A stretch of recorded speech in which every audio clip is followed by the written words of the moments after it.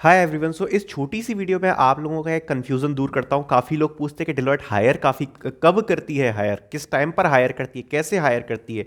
सबका जवाब दे देता हूँ इस एक ही वीडियो पे।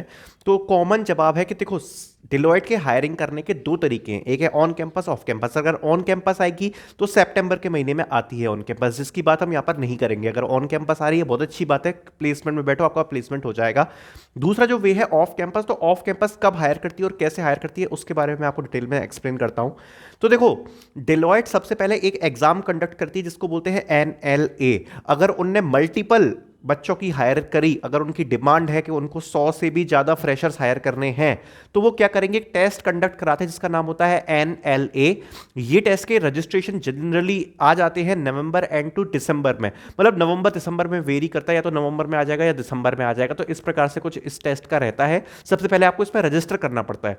अब इसमें रजिस्ट्रेशन करने के बाद जो आपको पोस्ट मिलती है वो होती है ट्रेनी एनालिस्ट, जिसका पैकेज होता है 4.5 LPA। ठीक है, तो इस तरह से ऑफ कैंपस में हायर हायर करती है इस ट्रेस के थ्रू। अगर आपको पूरी प्रोसेस देखनी है कि ट्रेनी एनालिस्ट का इंटरव्यू प्रोसेस क्या होता है, उसकी ऑलरेडी वीडियो बना रखी है। आप सीधे जाना यूट्यूब पे सर्च करना डिलॉयट ट्रेनी एनालिस्ट इंटरव्यू, तो मेरी वीडियो आ जाएगी, आप उसमें चेकआउट कर सकते हो। ठीक है, तो वो मैंने ऑलरेडी बता रखी है। तो एनएलए के टेस्ट के थ्रू आप इसमें अप्लाई कर सकते हो।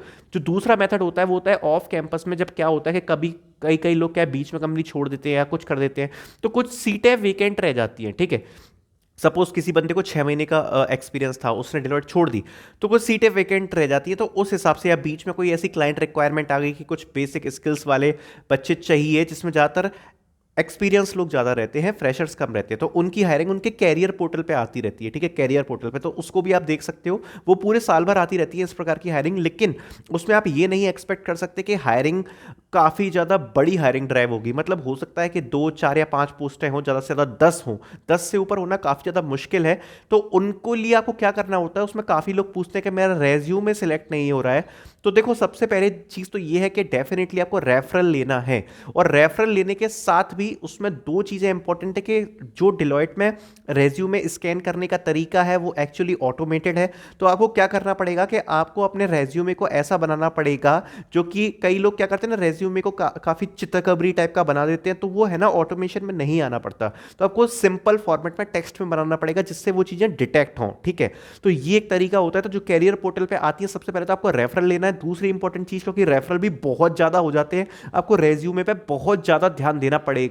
और जो स्किल मेंशन है बेसिकली जॉब डिस्क्रिप्शन में, उस स्किल को डाल दो रेज्यूमे में, अगर आपको आती है तो वो आपको बेनिफिट करेगी, तब आपको टेस्ट लिंक आएगी। तो अगर आप ऐसा सोच रहे हो कि हम डिलॉयट में अप्लाई किए जा रहे हैं लेकिन टेस्ट लिंक नहीं आ रही है, तो उसका रीजन यही है कि ऑफ कैंपस में जनरली जब उनके कैरियर पोर्टल पे कोई हायरिंग अपॉर्चुनिटी आती है, वो काफी ज्यादा लिमिटेड होती है। या तो 2 लोग होंगे, 3 लोग होंगे, तो उसके लिए टेस्ट लिंक बहुत ही ज्यादा और बिल्कुल क्रीम को जाती है। आप ये समझ सकते हो कि बिल्कुल ही 1% वाले लोगों को जाती है। ठीक है, 99% डायरेक्ट रिजेक्ट हो जाते हैं विदाउट टेस्ट लिंक। तो अगर आप उन 1% में आना चाहते हो बेसिकली, तो आपको जो मैंने आपको बताया, पहला तो रेफरल लेना ही पड़ेगा। और दूसरी चीज, आपको अपने रेज्यूमे पे बहुत ज्यादा ध्यान देना पड़ेगा। आपको हॉबी वॉबी से हटा के कुछ टेक्निकल स्किल्स अच्छी डालनी पड़ेंगी, प्रोजेक्ट डालने पड़ेंगे, तभी जाके आपकी शॉर्टलिस्टिंग होगी, वरना आपको ये उम्मीद मत रखना। अगर आप एक बड़ी हायरिंग ड्राइव में अप्लाई करना चाहते हो, तो जैसा मैंने आपको बताया, एनएलए के थ्रू हायर करती है, उसमें मेजॉरिटी ऑफ द स्टूडेंट्स को हायरिंग लिंक आ जाती है, जो कि दिसंबर एंड में निकलेगा। इंटरव्यू प्रोसेस ऑलरेडी बता रखी है पूरी, तो वो आप जाके यूट्यूब पे देख सकते हो। ठीक है, तो जिन लोगों के भी मन में डाउट था डिलॉयट कैसे कैसे हायर करती है, मैंने एक्सप्लेन कर दिया है। तो आई होप आप लोगों को समझ में आया होगा। तो बस इतना ही है। तो thank you so much for watching this video.